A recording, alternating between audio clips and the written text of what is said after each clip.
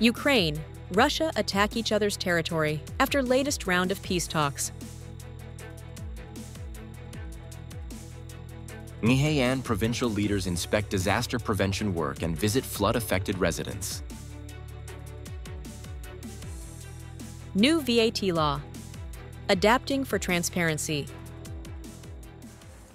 Hello, so good to see you again in today's news. I'm Huang Yin, and here we go, the first part of the show.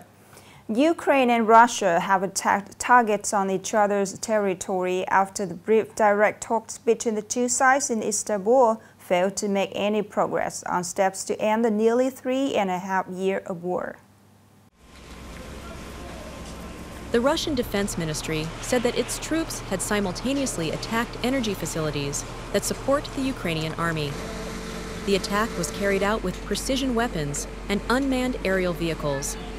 The Russian army also attacked factories of the Ukrainian military-industrial complex. Thus, in the past week, the Russian military has conducted 5 simultaneous attacks on Ukrainian military targets. The Ukrainian Energy Ministry also confirmed on Telegram that a thermal power plant was damaged by the attack. Meanwhile, the governor of Russia's Belgorod region, Vyacheslav Gladkov, said that more than 80 artillery shells and 59 drones had attacked 7 districts of the province in the past 24 hours, injuring 4 people. United Nations Secretary General Antonio Guterres on July 24th just called on Thailand and Cambodia to exercise maximum restraint amid escalating tensions between the two neighboring countries in Southeast Asia. The UN chief called on both sides to exercise maximum restraint and resolve all issues through dialogue in the spirit of good neighborliness and friendship in order to seek a lasting solution to the dispute.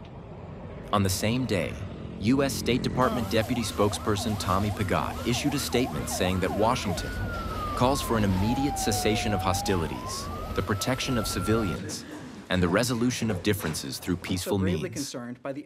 Tensions on the Cambodian-Thai border escalated on the morning of July 24th, when soldiers from both sides opened fire near the ancient Ta Muen Tam Temple, bordering Surin Province, Thailand, and Otaminche Province, Cambodia. According to the plan, the UN Security Council will hold an urgent meeting on this issue at 3 p.m. on July 25th, New York time. This morning, Nghệ provincial leaders just visited isolated areas in villages in Tương Dương Camel and downstream Camels along Gap River. They were there to direct recovery efforts, at the same time encourage local party committees, authorities, and local residents. Bringing aid supplies by helicopter to Tuong Duong Commune this afternoon, Huang Nghia Hieu, Standing Deputy Secretary of the Provincial Party Committee and Chairman of the Provincial People's Council, stated that the province's entire political system is working with the utmost urgency to promptly stabilize the lives of people in flood-hit areas. During this flood, at its peak, Tuong Duong Commune had 21 villages completely isolated, and over 2,200 households had to be urgently evacuated. As of now, 4 villages remain completely cut off, inaccessible by road. Meanwhile, Comrade Lei Hongving, Deputy Secretary of the Provincial Party Committee, Chairman of the Provincial People's Committee, inspected flood prevention efforts in communes located in the downstream area of the CA River. At the inspection sites, the chairman emphasized that the current weather situation is extremely complex and unpredictable. To minimize damage from rising river levels, he requested local agricultural sectors to focus intensively on flood prevention. He stressed the need to ensure electrical safety during the rainy season. Furthermore, in areas at high risk of deep flooding, communes must assign personnel to be on duty 24/7 to prevent residents from passing through these areas. Upcoming are some updated news. According to Boeing's Commercial Aviation Market Outlook, CMO report, Vietnam is among the top 10 fastest-growing markets in the Asia-Pacific region. The number of passengers traveling to, from, and within the country is forecast to double within the next decade, reaching more than 75 million per year. The average growth rate is estimated at about 8.1% a year. A remarkable figure, especially in the context of the global market facing many fluctuations. In particular, the domestic market is expected to grow faster than the international market, reflecting the expansion of the flight network and the increasing demand for domestic travel.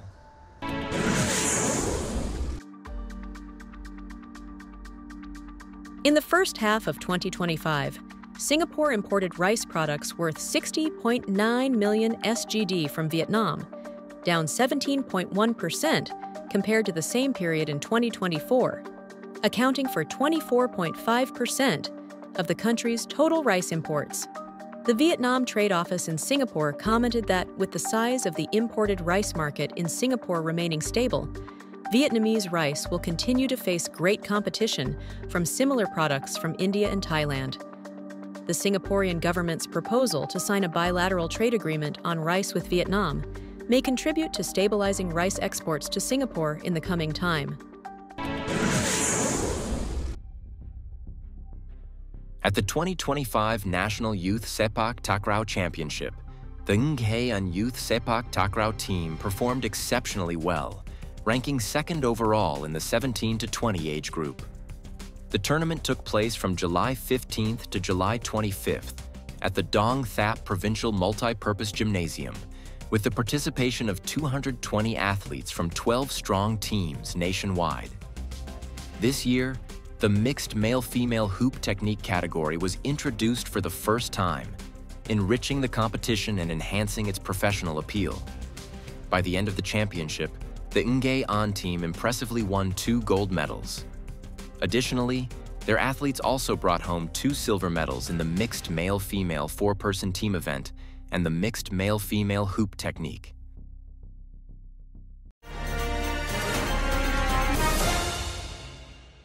From July 1st, 2025, the Value-Added Tax Law 2024 just officially takes effect, marking an important reform step in tax management towards a transparent and modern business environment.